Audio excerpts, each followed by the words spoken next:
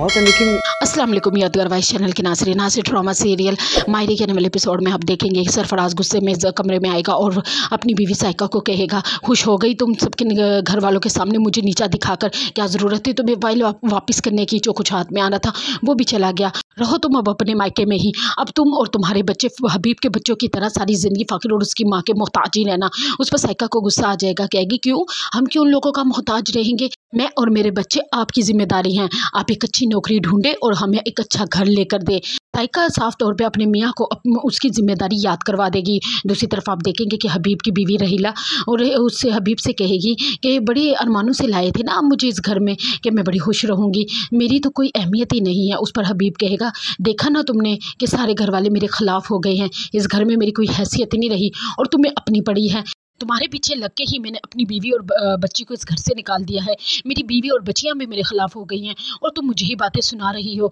दूसरी तरफ आप देखेंगे कि फ़ाकिर एनी की पढ़ाई के लिए एनी का भरपूर साथ देगा, उसे स्कूल लेकर जाएगा, स्कूल से लेकर आएगा। जब एनी को लेकर आ रहा होगा तो उसकी माँ समीना फ़ाकिर से कहेगी कि तुम्हारी दादी ने साफ तौर पर कह दिया है कि एनी आगे नहीं पढ़ेगी और तुम इसका साथ दे रहे हो और अपनी दादी के फैसलों के खिलाफ जा रहे हो, जिनके फैसले सारी ज़िंदगी इस घर पर चले हैं। उस पर फ़ाकिर कहेगा, आप और दादी की अहमियत मेरे दिल में बहुत है, लेकिन ये मेरी जिम्मेदारी है और ये मेरे पर फ़र्ज़ है, मैंने ये फ़र्ज़ तो निभाना है ना, और ये जिम्मेदारी आपने और बाबा ने ही मुझ पर डाली है, क्या आप चाहते हैं कि मैं इस जिम्मेदारी से मुंह मोड़ लूँ। की फ़ाइल तो मिल जाएगी और वो फ़ाकिर लेकर अपने ऑफिस के मैनेजर के पास जाएगा, तो वो मैनेजर उसे सारी डिटेल्स बताएगा कि पहले आपके बाबा के दौर में तो ये फैक्ट्री बहुत अच्छी चल रही थी, लेकिन आजकल इस फैक्ट्री के जो हालात हैं वो ठीक नहीं हैं और इस फैक्ट्री के अंदर भी बहुत से घपले हो रहे हैं। ये अब फ़ाकिर को समझ नहीं आ रही कि वो अपने बाबा का कारोबार और इस फैक्ट्री को कैसे बचाए।